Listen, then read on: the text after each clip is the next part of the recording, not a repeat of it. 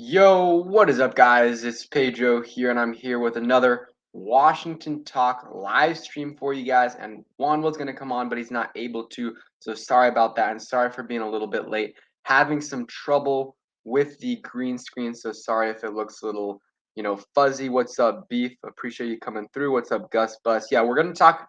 There's a lot of stuff to talk about, so we're going to talk about a lot of things that happened during week one of the OTAs. So we're going to talk about the no shows. So Terry, Chase Young, Montez Sweat, if it's a big deal at all. We'll talk about those guys.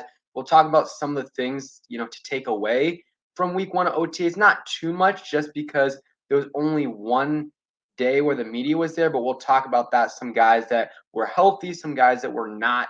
And then we'll discuss stadium talk and much, much more. At the end, we'll probably, you guys can ask questions for like 10, 15 minutes. Since we only have me here, it's a lot easier for me to answer questions because it's only one person talking. But I appreciate you guys coming through. Let's see. Um, Riker, Larry, Quentin, and what's up, Juan? Okay, yeah, appreciate that. Just let me know when you can come on, and I'll go ahead and send it over to you. Yeah, Quentin, I don't know, man. I got into FedEx Field, and it still says, Redskins in the back right over there. But yeah, appreciate you for coming through. So let's start off with week one of OTAs. I'm gonna send that link over to Juan. So nothing major happened during week one of OTAs, but let's talk about the no shows. So Chase Young did not show up. He is rehabbing his ACL injury. We have Montez Sweat. He didn't come. Not sure why he did not come. And then we have Terry McLaurin didn't come. That one is totally understandable. He wants a new contract. They're not giving it to him so far. So that's why he's not showing up. But those are the three guys, and I think Cam Sims was out for a little bit, but that was definitely understandable because I think he had a kid. So, and then Duran Payne, it was reported from Ben Stanek said that he, stormed off the field, and then, Duran said he didn't. There was other people also who said he didn't. And then Ben Stanek reported that he was out for Wednesday and Thursday for OTA. So I don't know who to believe at this point, but we'll see. And yeah, it was personal days for Sweat, but I think they said that for the first day. But Ron said like on Monday he expected him to be there for the other 2 days. So that to me, I don't know. I mean, that's a little fishy to me. We'll see though. We'll see what Sweat says, or we'll see if he's there this next week for the next session of OTAs. We'll see what happens there. And then Chase Young, like it would have been nice if he's there. And Juan, I sent you the link if you're still there. It would have been nice if Chase was there for OTAs. Like it really would because it was somewhat of an issue last year. A lot of people made a big deal out of it. I didn't really care, but he could have shown up. Like Logan Thomas is there, Chase Willier were there.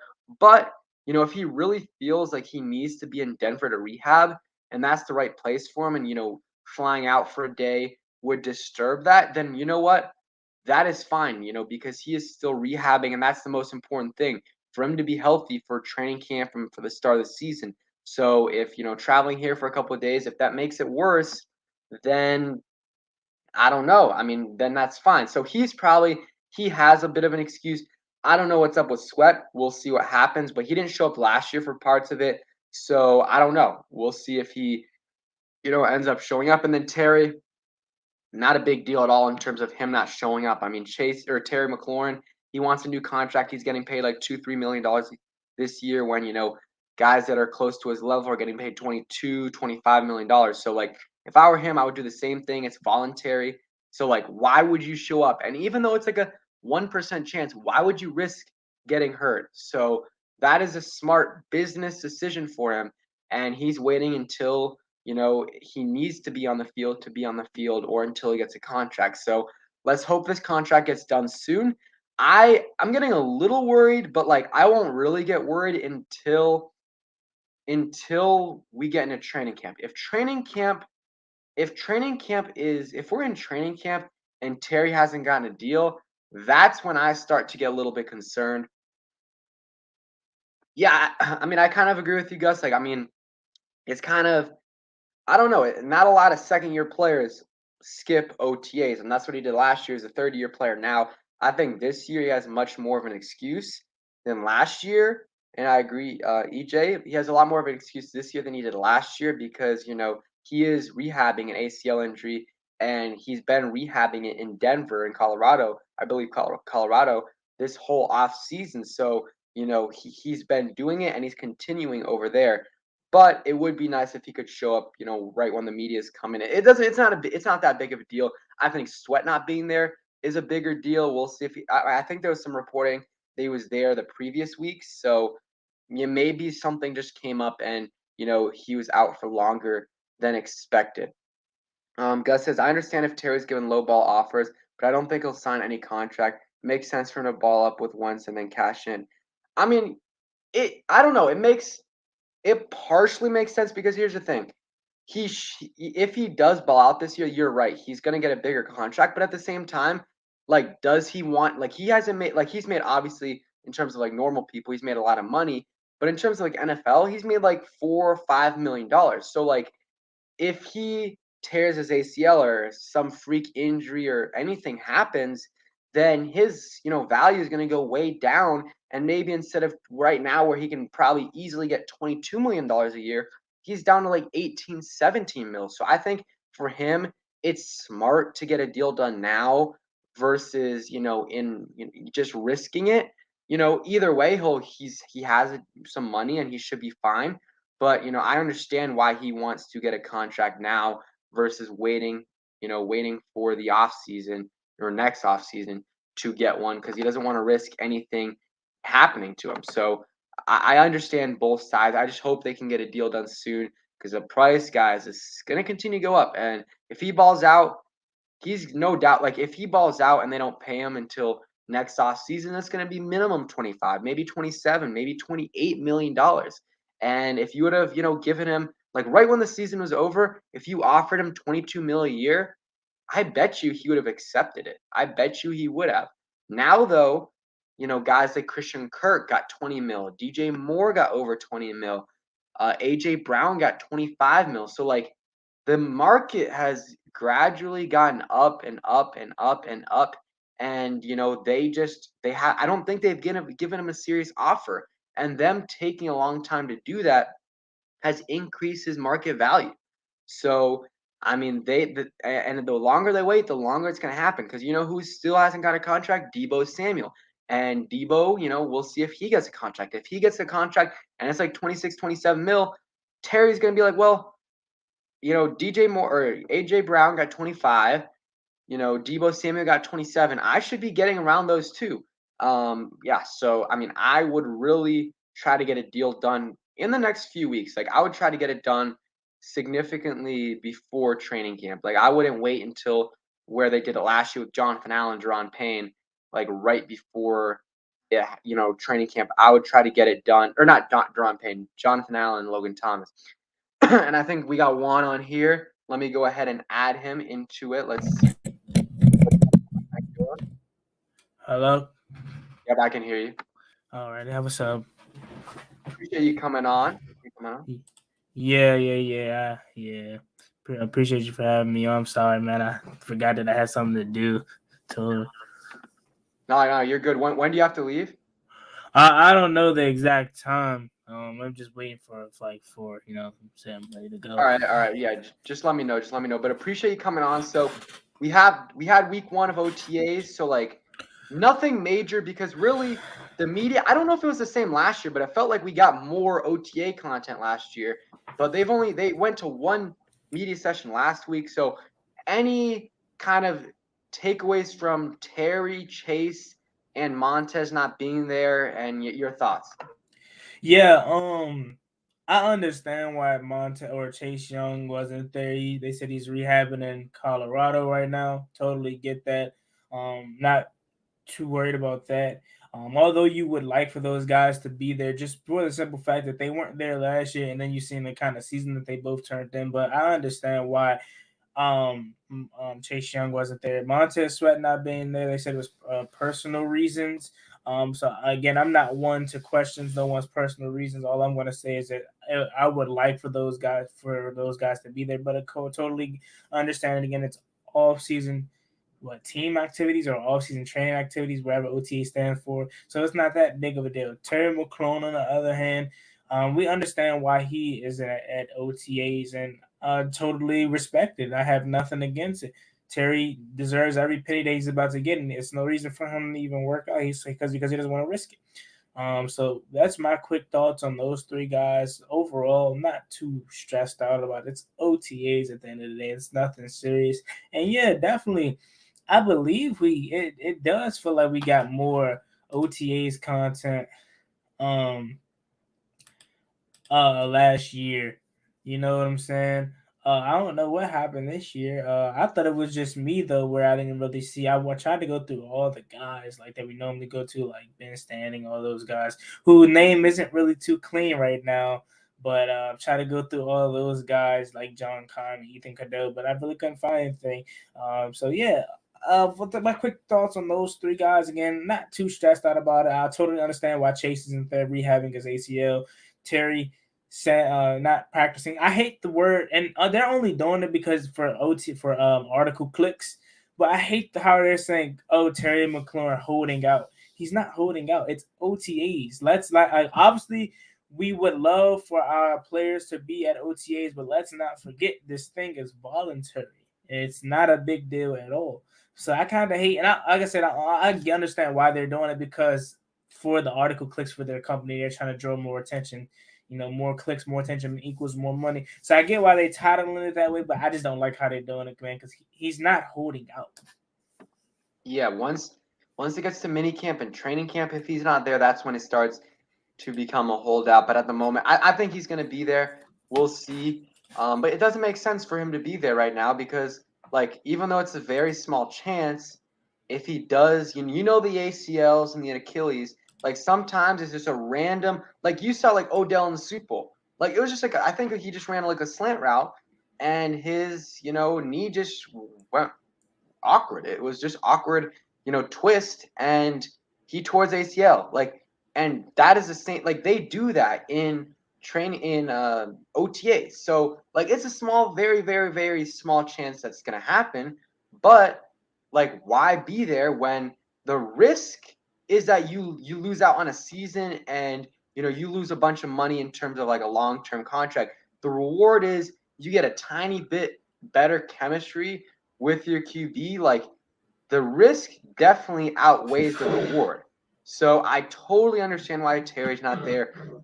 Pretty much understand why Chase isn't there. Like it would be nice if he could show up for a day just so that it isn't made a story that he just shows up on the day that the media's there and then he's gone. But also like if I'm him, like why do I have to go fly out just to show myself so I don't get drama in the media because it might disrupt his whatever his rehab. So I think whatever, that's fine. And Montez, the only reason I'm a little concerned with Montez is that Rivera, because he on the first day of OTAs that the media was there, he said, Montez is out today because personal reasons, but he's gonna be back tomorrow and the next day. And then he wasn't there. So that was the only thing that's maybe concerning, but maybe that personal issue got even worse, whatever it was. So I'm not gonna we'll see it because I think there was reports that he was there a couple weeks before that. So I don't have if he's not there the next week or the week after that, that's when it starts to become a bigger issue. And yeah, so I don't think none of them are big issues. So some positives. One of the biggest takeaways, Curtis Samuel looked like I think 100% healthy. Honestly, like you look at the clips, I mean, you can't really tell until he actually plays. But like I think Curtis Samuel's back. I don't think there's any limitations on him. It's been really, I think, a year since he got hurt. So I was excited to see those clips. He, was running those clean routes, cuts, everything in and out of his breaks. Like he was looking really, really good. So that is exciting to me. And I think, that's going to be a huge boost to Washington's receiver room. So what do you feel about Curtis? Did you think he looked good? Do you think he looked healthy? Yeah, it was exciting to see Curtis Samuel, man. He's a guy that we paid a ton of money to last year to come in here and perform alongside Terry. And it didn't happen due to injury. Another reason why I'm like upset with the fan base. Not upset, but another reason why I kind of how our fan base is, man. They're calling Curtis Samuel, not a bust, but saying he's a waste of money. They're saying that he needs to produce and stuff like that, calling him injury prone. And it's like the guy only had one really, really serious injury, man. It's not like the guy just constantly hurt. But I understand why people are hold on, give me 1 second. No, you're good. You're good. Okay, so yeah, and I one just got to do something, but I agree. Like he's not injury prone. Like he had a couple minor injuries in Carolina, but none that really took him out for so long. And this groin injury, I think, kind of got mishandled by the medical staff. Whatever happened there, they messed it up. Like that's not on him. A groin injury in May should last six. Should basically he should have been good by training camp, but he wasn't. Yeah. So you want to just continue on that? Yeah. So like I was saying, I kind of feel like the fan base is being a little too impatient. But then again, I totally get why they were a little frustrated, because it's like, man, we're Washington, and this is like the most Washington thing that could happen. We get a big time player, and then he gets hurt. So I'm happy that Curtis Samuel is healthy, man. I pray that he can stay healthy for the whole season, man, because the Lord knows we already know how talented this guy is. I mean, he carved us up 2 years in a row. Especially in 2020, when I wouldn't say he single-handedly won them that game, but he was literally a big reason as to why they won that game. And also, God rest his soul, but Dwayne Haskins didn't play. And Steven Sims too. He muffed the punt. Yep. And they scored a touchdown on that punt. Yep. So again, I'm excited for Curtis Samuel. I think things is gonna work out totally fine, man. And it's just great to see his spirits is up and seeing him healthy, man.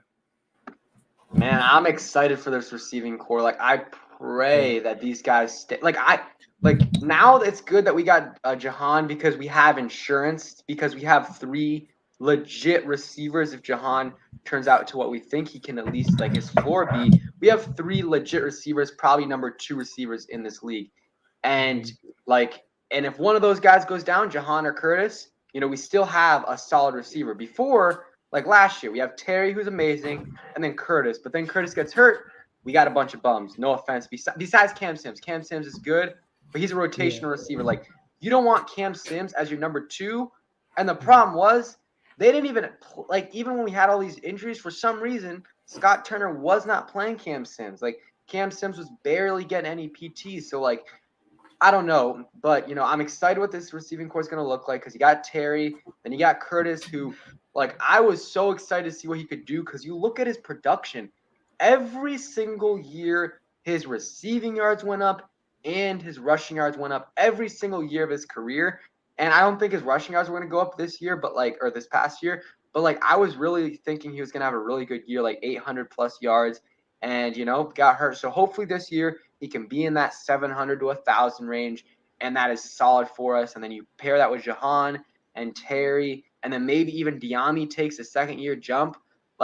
This receiving core is looking nice. And for me, switching gears a little bit to Diami, I know some people have either totally given up on him, or either are being this guy's going to get 800, 900 yards. For my thoughts are I don't need him.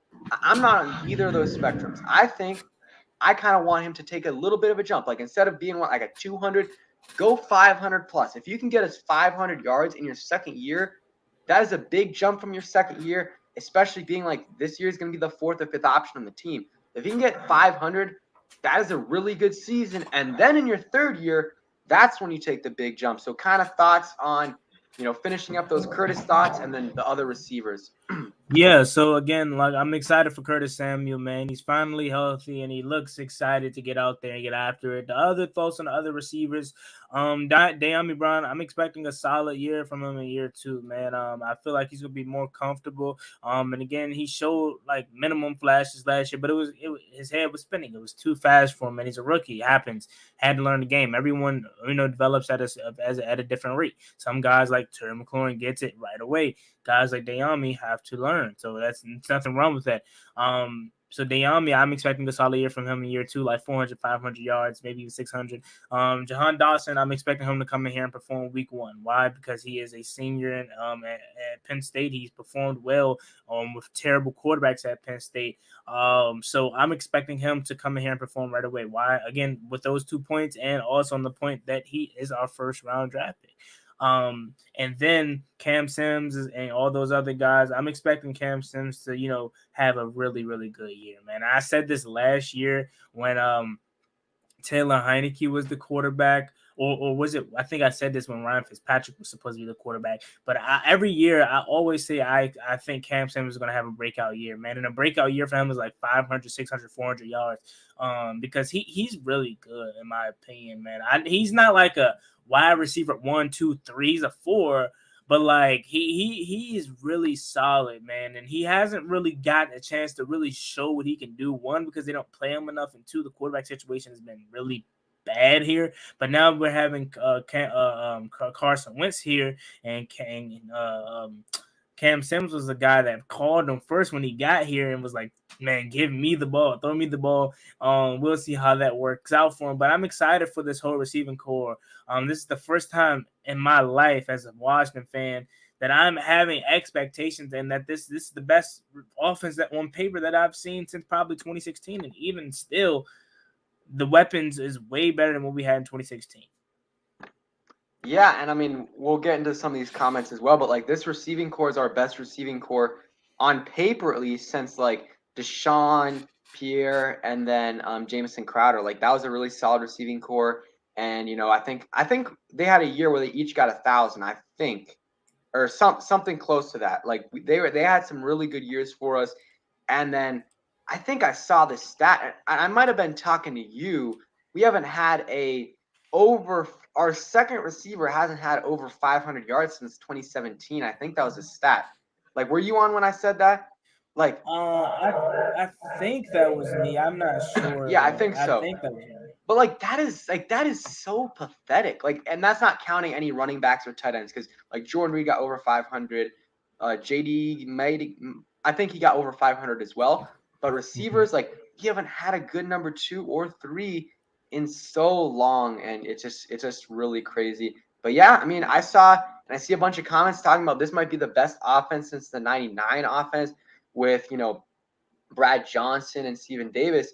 And I don't know. I know the offense was good, but I wasn't around to watch that. But like this offense is definitely on paper one of our better offenses in a while. And I think Juan, you made a video talking about like the Commanders think that this offense is a 12-13 win offense, which I think Kevin Sheehan said on his podcast and radio show.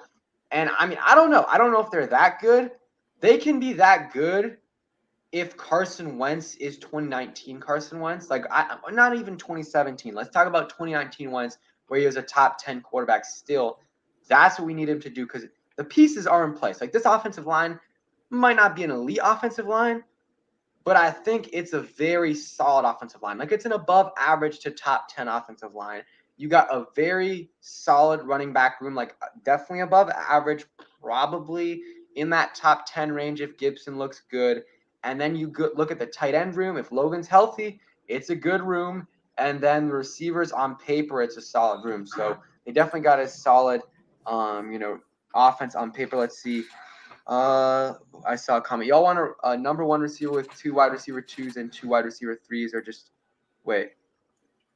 I'm trying to read that. He says y'all want a wide receiver 1 with 2 wide receiver 2s and 2 wide receivers 3s, or just the wide receiver 2s and 3s. I don't know if I understand. Do you understand that one or no? Yeah. Wait. So y'all want a wide receiver 1? Y'all want a wide receiver 1 with 2 wide receiver 2s and 2 wide receiver 3s, or just the wide receiver 2s and 3s?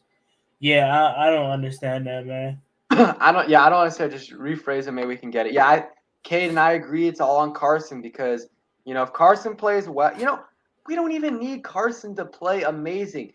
If Carson plays even like he did last year, just like maybe a little bit better in those crunch time moments. This guys, like people don't realize how bad of QB play we've had the last few years. Like just think about it. Taylor Heineke last year, like I love the guy. but he's a backup, maybe low tier, very low tier starter at best. And then you had Kyle Allen, who's a backup at best. You had Alex Smith, who's on one leg, was not good. You had Dwayne Haskins, rest in peace, not the best at at that time. I'm trying to think of who else. Kyle Allen, Case Keenum, Colt McCoy, like Josh Johnson, Mark Sanchez. Like, guys, it's been rough.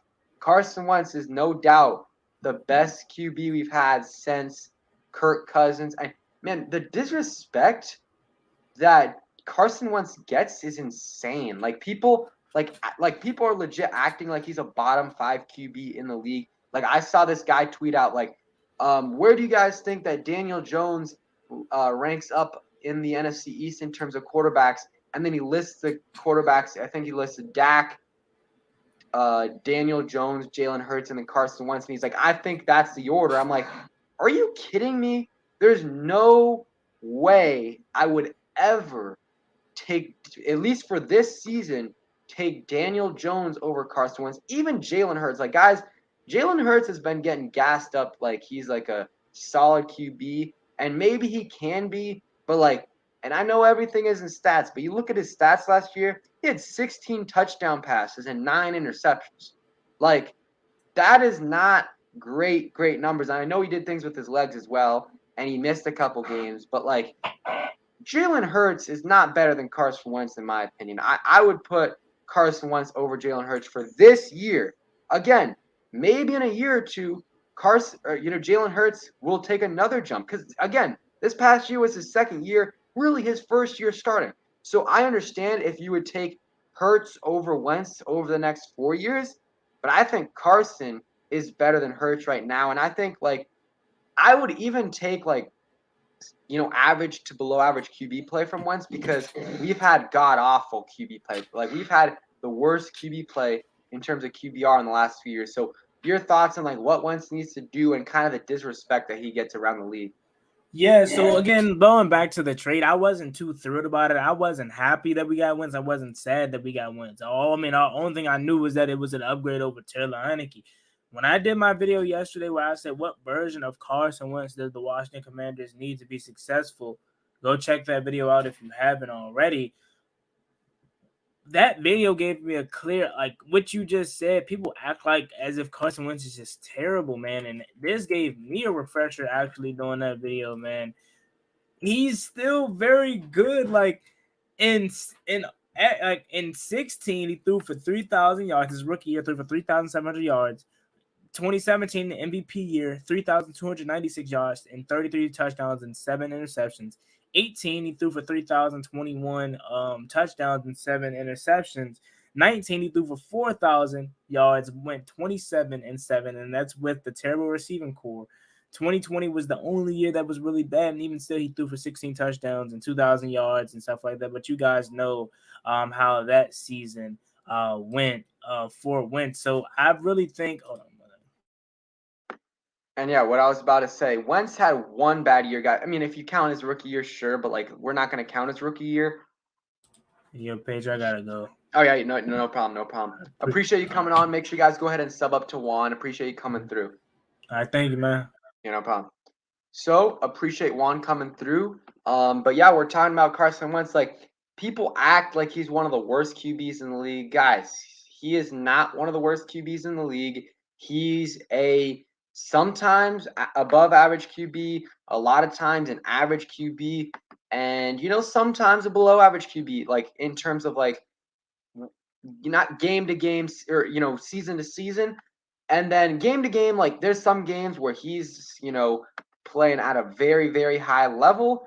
And there's some games where he's kind of playing at a very low level. And then play to play, sometimes it, changes a lot because like he'll go out there and throw a bomb. And then the next time he'll just have like, I saw someone say it earlier, have a boneheaded mistake. What's up, Jairus? Appreciate coming through. Hey, if Wentz had an MVP year, I would love it.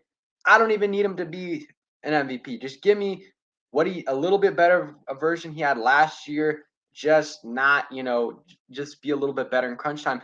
And I think the reason why Wentz gets so disrespected is because of the Jacksonville game.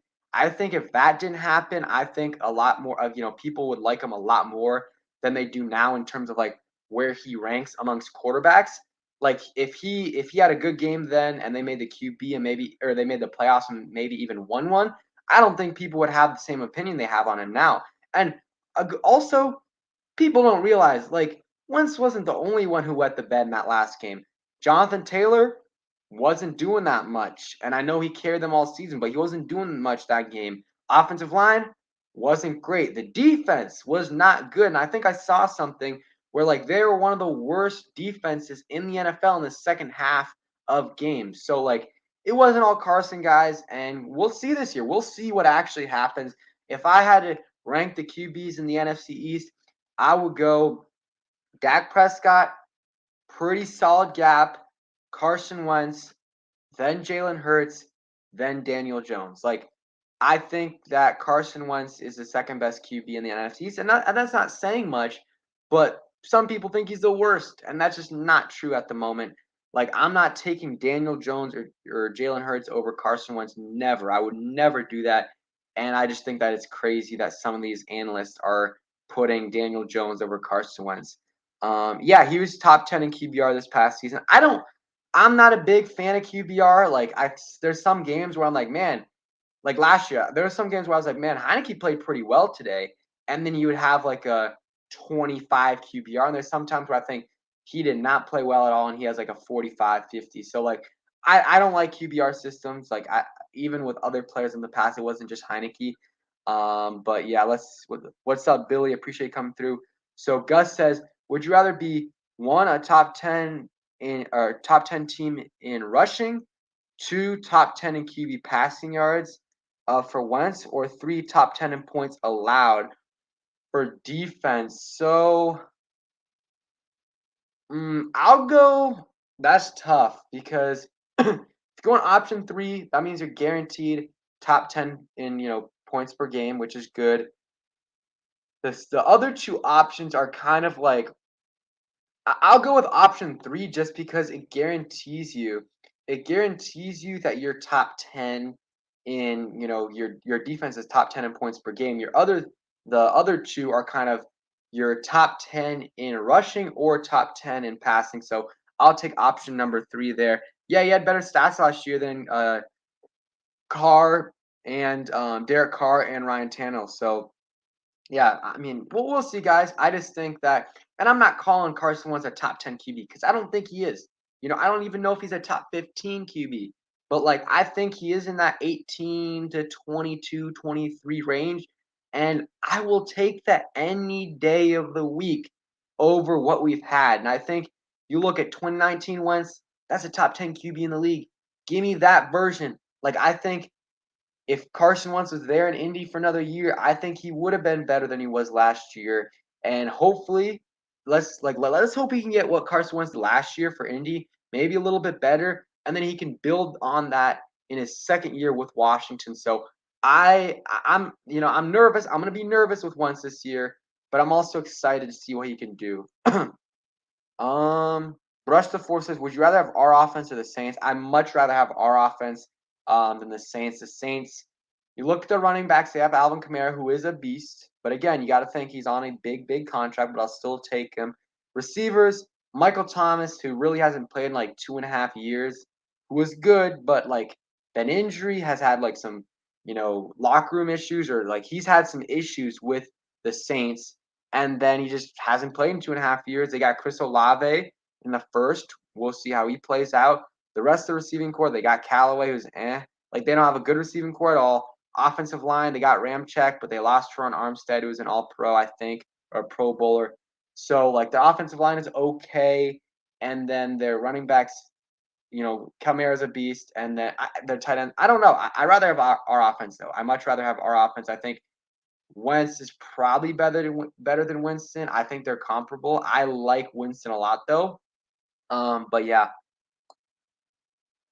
Winston is coming off of an ACL injury, but I think he should be good. So we talked about OTAs. We talked about kind of I think the thumbnails of Jahan Dotson catch, making a one-handed catch.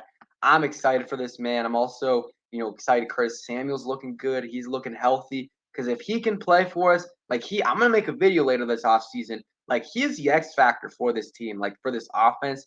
He is gonna be huge if he can stay healthy. So many things he can do. You can line him up in the backfield.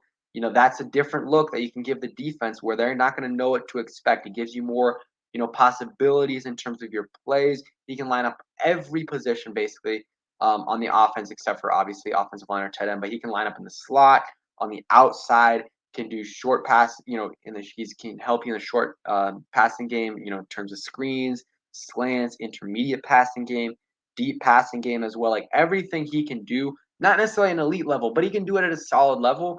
And I'm excited to see what Curtis Samuel can do. And then same thing with all the this receiving core has some depth. You got Terry, Curtis, Jahan, Diami, Cam Sims. There's some depth there. There definitely is some depth. And I'm excited to see what this receiving core can do. And hopefully, I'm really hoping they can stay healthy. I'm not sure though. And guys, we got over 70 people in here. Make sure you guys sub up to the channel on the road to 8,000 subscribers. Would really appreciate if you guys could help me get there. Got 19 likes. Hit that like button. Let's try to get to 30 likes by the end of the stream. Also, Juan was in here. Go ahead and sub up to him. And yeah, hit that like button, turn on those notifications, hit that thanks button, and any donations are appreciated. Let's see. Eric says Samuel Terry will burn defenses intermediate. Yeah, I'm just hoping they stay healthy because if they do, this is a good receiving core and can turn into a top 10 receiving core if Diami can get himself to a solid receiver like a wide receiver 3, and if Jahan is what we think he is, which is a good number 2. If that happens, then I think and Curtis looks good, then that is going to be a top 10, top 12 unit. So yeah, Gus Bus says I need people to stop touting Cam Sims as a weapon. He's not. I don't think. I don't think he's like a weapon. I think he's a rotational receiver. I think he's like a 4 or 5, and bring him in for some big plays. I think last year, this year, I think he should be a 4th or 5th receiver. Last year though, when Curtis was out, there was games where a bunch of our receivers out, and he still wasn't getting much playing time. That's when I have an issue with it because he was better last year than a lot of the receivers that were getting playing time over him. So those were just my thoughts. What's up? What's up, Daquavis? Appreciate you coming through. So, do you guys want to continue with OTAs talk and then move, or do you guys want to talk about stadium? Either way, just let me know. I'm going to talk about stadium at some point, so might as well just do it now. But just let me know what you guys think. My issue with Samuel is that Rule got more. Yeah, he did, but also the thing with that though is that he was gradually getting better every single season before that anyways. And that 4th season, yeah, he got better, but and that was his best season. But again, he was getting better every year before that as well. So I don't know. You're right though. He was used much, he was getting a lot more runs as well. So we'll get into stadium. So Gus says stadium. We'll get into stadium. So we got the stadium news. I think originally it was kind of reported that they bought the land, but now it's kind of being labeled as they got an option to buy the land if everything goes well with their voting and everything. I think they have a vote on June 1st for Virginia. I think it's how much money they're willing to give up to fund the stadium. I think it's 350 mil right now. We'll see if that changes, but that's going to get voted on, and if it passes, then Virginia is likely going to be the stadium, the place where the stadium gets built. But if it doesn't, then Virginia's not likely going to get that stadium. It'll probably be Maryland. We'll see. It's crazy. Every single season, off season, there is something with this team. It doesn't even have to be bad, but you look at this off season, we had the name, we had all the allegations. Every week we have a new one, and the stadium. Last off season, we had allegations, we had name, we had a bunch, even a little bit of stadium talk. The year before that was a crazy one. That's when the name change actually happened. The big allegations happened, and so many things happened. Every single off season, there's something major with this team. So yeah, let's see. Roger says this is a little off topic, but he says Don't sleep on Kelvin Harmon. He still has the best hands and is our best blocking receiver. I don't think he has the best hands. I would, I mean, I think Terry's got great hands, even though he's not necessarily like a hands catcher. He kind of catch with his body. He's got amazing hands in terms of like his contested catches. Jahan Dotson's got great hands, but I like Harmon. He has a chance to make the team. Eric says, I live out west, and for me to come attend a game in person, I need to have an upgraded stadium. Yeah, the stadium FedEx is not great. I mean, whatever stadium they built is gonna be better than what they have right now because FedEx is just not good at all. It's one of the worst stadiums, and I mean, I don't like honestly. I don't have an issue with what the stadium actually looks like. It's just the location is so bad. It's pretty far from where I live. It's not like there's nothing to do really around there. It's the metro isn't too close. I mean, you have to walk a little bit, but like everything, the combination of everything just makes it so bad. So I'm hoping they switch up the location a little bit, upgrade the stadium, stuff like that. Preferred destination. I think everyone thinks it's RFK. I hope it's RFK, but I don't think it's going to be that. And then after that, another place in DC, but I don't think it's going to be that either. I think Loudoun County would not be bad in my opinion. Is somewhere in Loudoun because that's kind of way closer to DC than some of these other places I believe, like Dumfries. Woodbridge is still kind of far, like it's not that close. But it's better than Landover in my opinion. But we'll see. I don't know. This is going to continue for the next few weeks, and really until the stadium gets built, we're going to have news about it. Like, oh, whenever we'll get the vote in a couple weeks, and then we'll know where they're going to get the stadium. Probably sometime this off season. Then we'll get other stuff every year. So it's going to be until the stadium gets built. So we'll see when that happens. Brush says, "Oh, I want it to be media free and a good stadium, and people to come to the games." Yeah, hopefully the game, people able to come to the games. We get some, packed crowds because we haven't had, the last few years it's been empty stadiums. So, and I can't blame the fans. Like the team isn't great, the location isn't great, the stadium isn't great, and I mean it's cold. Why not just watch it at home for free and snacks, whatever. So, yeah, I mean I can't blame people for not going to the games when the team isn't great, and it's just really I mean, a lot less people around the NFL are going to games because it just makes sense to watch them at home. So that's kind of the stadium talk. Like nothing major until that vote comes in. I don't know. Like if I had to guess, I'm still thinking it's Virginia, but like there's a lot of momentum building for like that $350 million bill, I believe, to not pass. So I don't know. It might be in Maryland. I just hope that I don't know. I don't think Landover is the best option. But, whatever. Like, if they're gonna do it in Maryland, make it a little bit closer to DC than it is. So, I mean, but I guess they'll probably just stick it with Maryland, or Landover. But I don't think that should be the move. Um, let's see. Terry's old. This is his best chance at a good bag. If I'm him, I would hold out. Yeah, I mean that's what I was saying earlier. Just don't play until, or don't do it until it's actual mandatory, and even then, like maybe just chill out a little bit. So that's what I would do. Yeah, and then I think Maryland's deal is that they're giving $400 million to build around Maryland, around the stadium to build that up, and that's just right now. Like if the Commanders choose Maryland as their site, then I think Maryland will give some money to actually fund the stadium. Like that's what the reporters are saying. So we'll see if that happens, but I don't know. The stadium talk like hopefully ends soon. I don't, but it's not. It's not until it gets built, and that could be 5 years from now. Okay, so let's move on to. We'll continue. I'm trying to think. OTAs. We talked about that. Stadium talk, and we talked about Terry, Chase, and Montez not being there. So you guys can go ahead and ask me any questions you want. We'll go ahead and answer those, and I'll just talk about random stuff. I made a video the other day. You guys can check it out about the free agents that the Commanders should sign. I think they desperately still need a linebacker. Like it's getting bad, guys. Like Cole Holcomb, I love him. He's a good linebacker. And Jamin Davis, we'll see what he does this year. That is not enough, guys. That is not enough. You have to get another starter in there at the middle linebacker position. Even if you just are in two linebacker sets all the time, like you need another linebacker because you're one injury away from starting David Mayo. And that is not what you want to happen. So bring in someone at the minimum,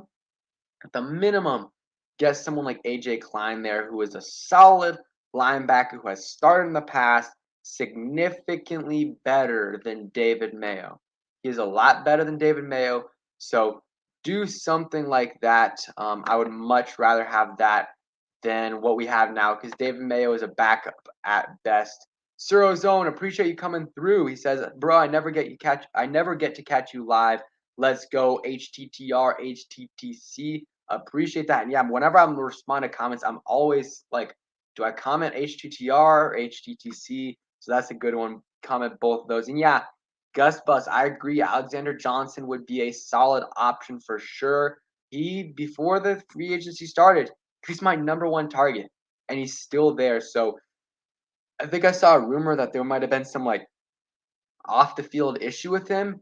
So maybe that's why it's taking so long. But if not, I would 100% sign him, give him a few mil. Like he is a good linebacker. He allowed a 30. It was only 7 games, but he allowed a 38% completion percentage when targeted last year. I think an 80.3 some passer rating, which is again pretty solid, and a 0% missed tackling percentage. And anything under 10% is pretty damn good. So like he was good last year. AJ Klein is solid. Dante Hightower is all right. Joe Schober isn't great, but better than David Mayo. Like, there's a lot of options, guys, that are better than there's a lot of options that are better than David Mayo. So they should try to go ahead and get him because I mean, just don't start David Mayo, guys. Please do not start David Mayo this year. They're close to that. Like, I mean, if they're ever in a 3 linebacker set, which a lot of teams are most of the times, he's gonna be getting he's going to be playing for you. So I don't know. Rush the forces. I really feel like Ron is going for an elite linebacker in the draft to be Luke Kuechly. I mean, he's hoping for that, but I mean, they tried with Jamin Davis. He wasn't it. I would love for Luke Kuechly to come out of retirement. I know that's not going to happen, but Eric says, so are you not high in Holcomb? So here's the thing.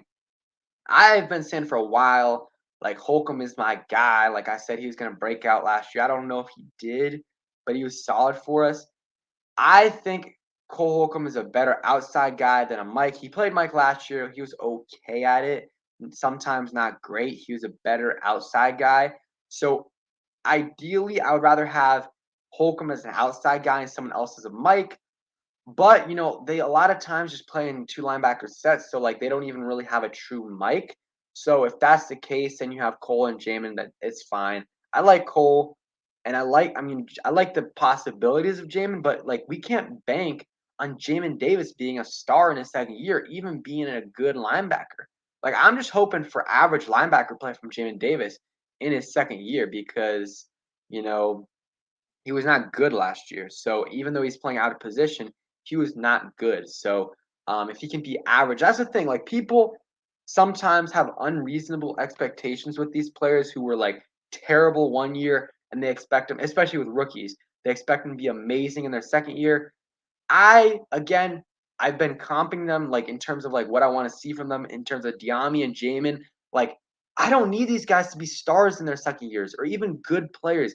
Like for Jamin, he was really bad last year. Not really bad. He's bad last year, and he was playing out of position. So this year, if he can get to an average point, like be average, show those athletic traits. Like I want to see 1 or 2 times every game where I'm like, that's the guy.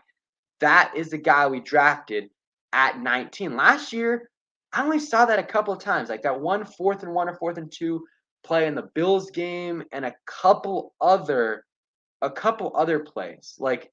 I didn't see it much last year, so I need to see it this time. I need to see it this year, a couple times a game instead of like a few times a season.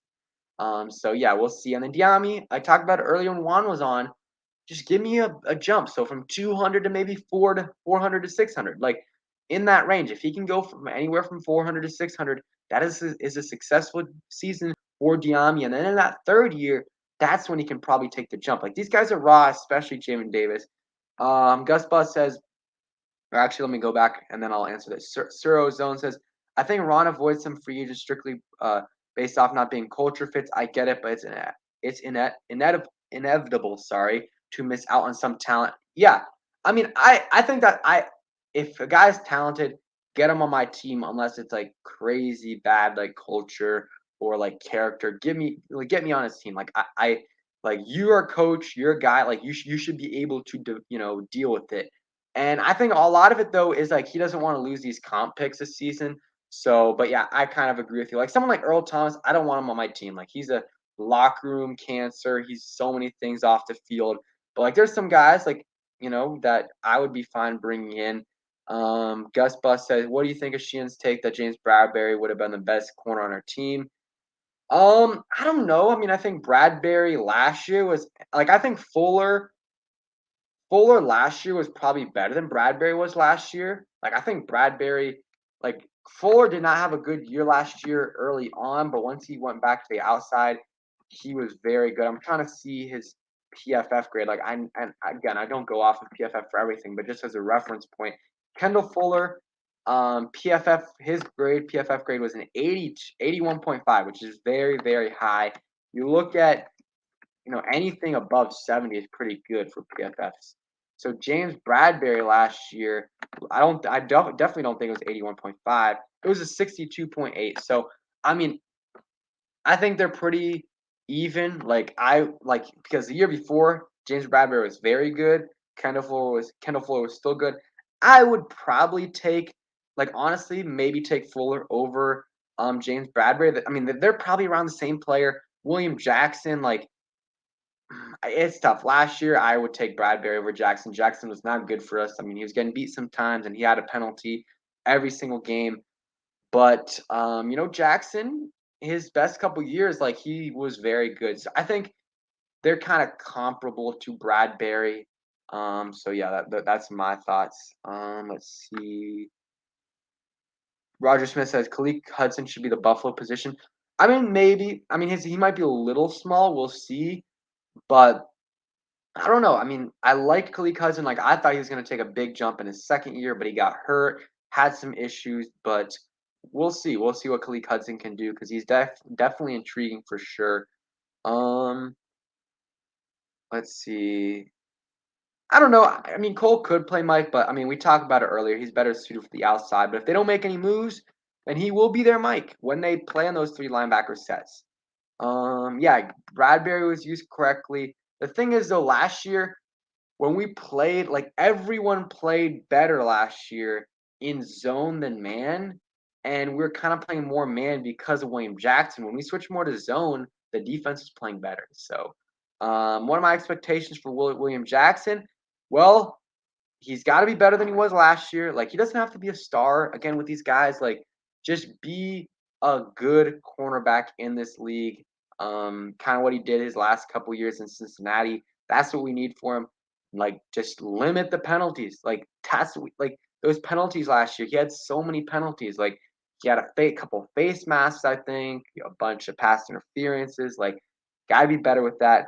Let's see. Fans are sleeping on Carson. I agree. I mean, a lot of people, especially fans around the league, think he's bad, but I think he's okay. He's okay, and that's fine, guys. It's fine to have an okay QB. We've had the worst QB play over the last 4 years of any franchise in the NFL.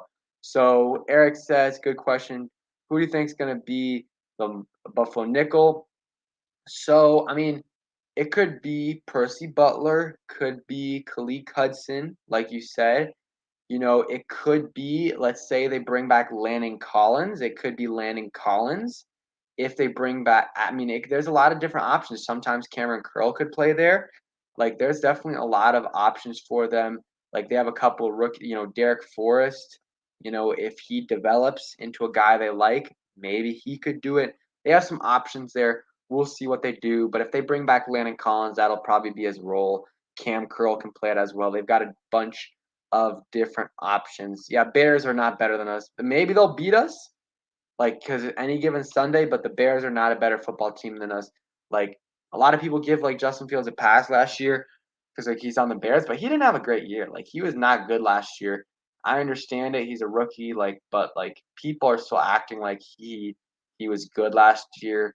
Justin Fields wasn't great, but we'll see what he does. We'll see what he does. Yeah, I mean Hudson could be the Buffalo nickel, but I don't know. I haven't really heard them talk about him that much as a Buffalo nickel, but they did talk about him as the Buffalo nickel last offseason. So we'll see. But he was really intriguing to me last year. He really, really was. But just I think he had an injury last year, and just things did not really pan out. So you guys can keep asking questions. I'll answer a few more, and then we will call it a day. And then we got the game 7 of the Eastern Conference Finals soon, so should be a good game for sure. But I think next week we got OTAs. I think the media will be there for one of them. Not sure, probably the 31st. Excited for that. We'll have content out on that. Maybe tomorrow I will have it's gonna be Memorial Day. I think I'll have a what's it called? A cap space update for you guys. Give you guys an update on what the cap space is, what the cap space will look like once Landon Collins is officially off the books. That's going to be a huge boost for the Commanders. Hey Gus, hey Jack Del Rio, man. I mean, that was funny. I cannot like lie. Like when I saw that was funny, and I really don't have a problem with it. Like, I mean, your defensive coordinator probably shouldn't be on Twitter saying that stuff, but I don't have a problem with that. I think it's hilarious. I think it is absolutely hilarious. And then you add in that Wes Unseld thing that I didn't even see. But if you guys didn't see, Jack Del Rio congratulated Wes Unseld Jr. on being the head coach of the Wizards, like being named head coach of the Wizards 8 months later. Like it was pretty funny, but you know, he's a little on the hot seat. Like his seat is a little warm. It's a little warm, and I mean he's not gonna get defensive coordinators do not usually get fired mid-season unless something crazy is happening because you really don't have the replacement on staff. So I mean, let's just he's on the hot seat because if he doesn't play, if the defense doesn't produce this year, he should be gone after this year. Those are my thoughts. Probably the same thing with Scott Turner, but they've got an extension for him, so he probably won't be gone. But like, I need Rivera to be a little okay with change. Like, change is okay, Ron. Like, you don't need to have the same assistant coaches this whole time. Like, yes, Juan Castillo, he's a new coach, but that's only because Pete Hainer, retired. Like, come on, why is Sam Mills still our defensive line coach? Get someone else. Steve Russ, like the linebackers. I know we haven't had great linebackers, but like they haven't really developed like we thought some of them like they haven't developed like some of us thought they would. Sorry, my God. But like he's another guy that could be gone. Some of the other like it's just like Ron's got to be able to change sometimes, and like some of the assistant coaches I think should be gone, especially Sam Mills. Get him out of here. Do not like Sam Mills at all, and whatever. We'll see what happens. But I think Ron should be okay with some change, and if the defense and the offense don't produce like we think they should this year, or we think they will do, like, you got to make some changes. You can't keep the same things every time. Like, at some point, you just got to look in the mirror and be like, okay, the coaching staff is just not doing its job. Let's get rid of Jack. Let's get rid of. And I'm not saying they should do this now. I'm not saying they should do this now. I'm saying if the defense or offense, one of those two, don't play well next year, and there's not a legit excuse, then one of those guys should be gone. Hey, Larry Johnson Sr. would be an amazing hire as a D line coach. I just don't think he would settle for D. Like think about it. D line coach at Ohio State versus D line coach at the Commanders. You've been with them for so long. Like he's probably much rather stay there. If we give him another spot though, like defensive coordinator or something else, then maybe he would come. But yeah, I would like him. But Chase has said great things about him. A lot of people say he's amazing D line coach. But yeah, I mean, I don't think he's gonna come here. Not for that. What's up, Door Gunner? Appreciate you coming through. We got a few minutes left, but appreciate you coming through. So yeah, OTAs week 1 in the books. Nothing major happened. Terry, Chase, Montez were no shows. Terry, totally understandable. And I know I'm repeating a lot of stuff, but like we got new people coming in and out all the time that didn't hear my thoughts. So Terry, totally understandable. Hopefully a contract gets done with that. Should be around like I think it'll be between what DJ Moore got and AJ Brown got. So like 22, 23 mil a year. I think that's totally fine. Chase Young, would like him to be there, but he's recovering from his ACL injury. And I forgot to talk about, so Logan Thomas still recovering from his ACL injury. He was at OTAs. We'll see what happens with him. We'll see what happens with him. I don't know if he's going to be ready for the start of the season. I really, really hope he is, because like he's a huge part of this offense. But I really don't know if he's going to be there. But because that ACL injury happened, I believe November, December, and he's a little bit of a bigger guy. So a bigger guy, older guy. So in terms of NFL standards. But yeah, so he might not be good. Chase Boulier, I think he's still recovering from his injury, but he looks. I think Ben Stannick's been reporting for a while that he should be good to go. So we'll see. Dorgana says, can't wait to be at opening day. Going to be fire. Hey, they better win. It's not going to be fire if they don't beat the Jaguars. But, I mean, if they beat the Jaguars, should be fun. The first few games those are the games to go to. Those are the games to go to because, I mean, it's warm weather. It's, solid weather, and that's what you want to do. Those are the games you want to go to. The last few games of the season, unless they have a chance to get in the playoffs, I don't like going to those games. Let's see. Let's see. Eric says, "Thank you for responding, Pedro. Never catch you live. Appreciate your content. No, appreciate you coming through." Let's see. What do you think about Fedarian Mathis? Sean Way asked. I don't like. I hated the pick when it happened. Still do not like the pick at all. I somewhat understand it now, but still don't like it. But we needed depth. I think it would have been a better move to draft a guy in the third or fourth or fifth round. But it is what it is. Let's hope he looks good because I mean he needs to be good for to justify a second round pick. But yeah, I think he'll be solid. I think he'll help out the linebackers behind him. He'll take on some double teams, and he's going to play a significant amount of snaps in his rookie year because I think Matt and I just played 60% of the snaps. Some of those snaps, like I think Allen and Payne will play a little bit more, but so like maybe that's 10% goes to Allen and Payne, but the other 50% that's going to go to Fedarian Mathis. Tim Settle's also gone, so some of those will be going to Mathis as well. But I have some expectations for him. I mean, you should have expectations for him. Drafted him in the second round. Let's see. I'm trying to. Okay. Dorgana says, "I love the potential in our tight end room now." Yes, because you got Logan Thomas, who I think is a good tight end in this league. Definitely above average. I would probably say top 10, top 12 in this league. And they got John Bates. I think he was ranked by PFF the best blocking tight end in the NFL in his rookie year, which is insane. He's one of the better blockers. And then he's a solid pass catcher. He had like over 250 yards in his first year.